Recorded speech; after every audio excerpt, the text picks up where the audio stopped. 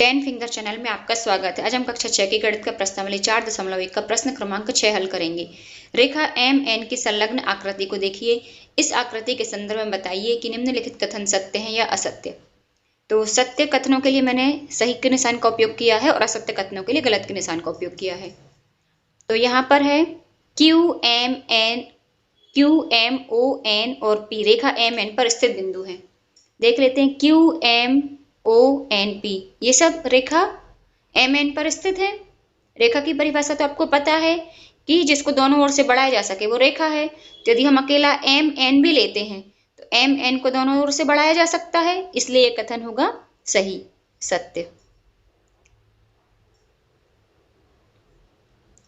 इसी का दूसरे नंबर का है बी पॉइंट में हमें दिया है एम ओ एन रेखाखंड एम एन पर स्थित बिंदु है। रेखाखंड एम एन, ये हुआ रेखाखंड एम एन। अब जो एम ओ एन है रेखाखंड एम एन पर स्थित है। अब रेखाखंड क्या होता है, इसको दोनों ओर से बंद होता है, इसको ना तो हम एन की तरफ बढ़ा सकते हैं और ना ही एम की तरफ, तो इसलिए ये रेखाखंड एम एन पर स्थित बिंदु है, ये होगा सही। एम और एन रेखाखंड एम एन के अंत बिंदु है। ये रेखाखंड एम एन है। इसी आकृति को यदि हम सीधा करके रखें तो हमें ज्यादा समझ में आएगा। तो एम और एन रेखाखंड एम एन, अब रेखाखंड एम एन के अंत बिंदु क्या होंगे, एम और एन ही होंगे, तो ये वाला कथन भी बिल्कुल सत्य है। ओ और एन रेखाखंड ओपी के अंत बिंदु हैं। ओ और एन कहाँ है, ओपी के तो अंत बिंदु ओ और पी होंगे, इसलिए ये वाला कथन गलत होगा। एम रेखाखंड ओ क्यू, एम रेखाखंड क्यू ओ के दोनों अंत बिंदुओं में से एक बिंदु है। रेखाखंड ओ क्यू देख लेते हैं, ये है ओ क्यू रेखाखंड, इसको मैं नीचे बना देती हूं। ये है रेखाखंड ओ क्यू और इसी के बीच में है एम बिंदु। तो एम रेखाखंड ओ क्यू के दोनों अंत बिंदुओं में से एक बिंदु है। ओ क्यू का अंत बिंदु तो ओ और क्यू ही होगा, एम तो इसके बीच में स्थित है, इसलिए ये वाला कथन गलत होगा।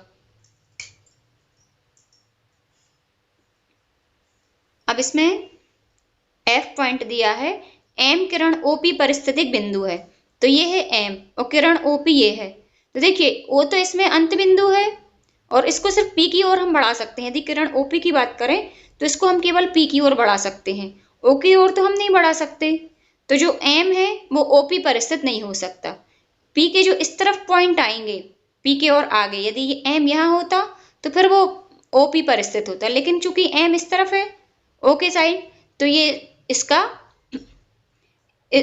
ओपी पर स्थित बिंदु नहीं है, तो ये वाला कथन हमारा गलत होगा, एफ। किरण ओपी किरण क्यूपी से भिन्न है। अब जैसे यहां पर हमने ये ओ पॉइंट लिया, ये बना ली किरण ओपी, यहां पर है बिंदु पी और ये वाली इसमें दी है ओ क्यू, यहां पर है क्यू। तो ओपी अलग किरण है और ओ क्यू अलग किरण है, तो ये कथन बिल्कुल सत्य होगा, किरण ओपी क्यूपी से भिन्न है।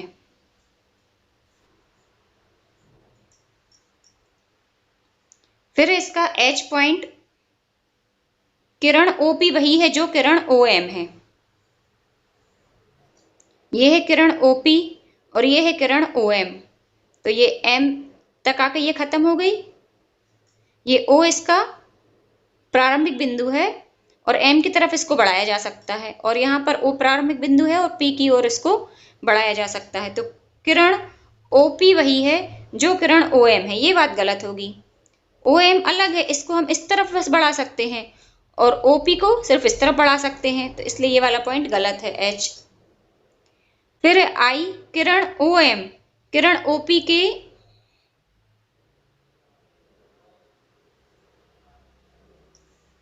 पॉइंट में हमें दिया है किरण ओ एम किरण क्यूपी के विपरीत नहीं है।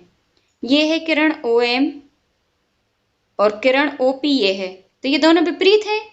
इसको हम सिर्फ पी की तरफ बढ़ा सकते हैं और इसको हम सिर्फ एम की ओर बढ़ा सकते हैं, तो ये दोनों विपरीत किरणें हैं। अब चूंकि यहां नहीं है लिखा इसलिए ये कथन गलत है।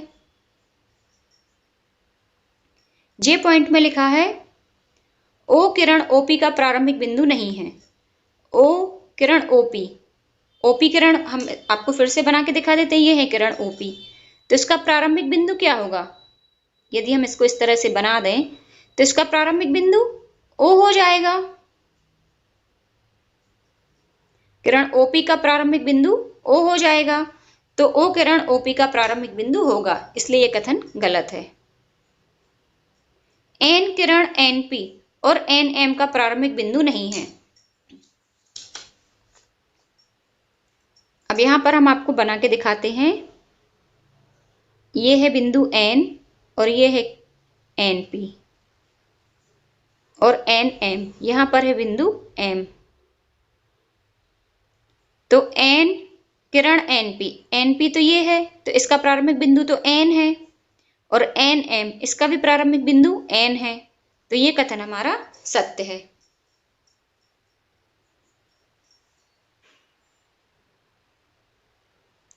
इस तरह से प्रश्न क्रमांक 6 हल हुआ। कहीं कोई प्रॉब्लम हो आप मुझे पूछ सकते हैं कमेंट्स में। ये प्रस्तुति 10 फिंगर चैनल की ओर से थी। देखने के लिए धन्यवाद।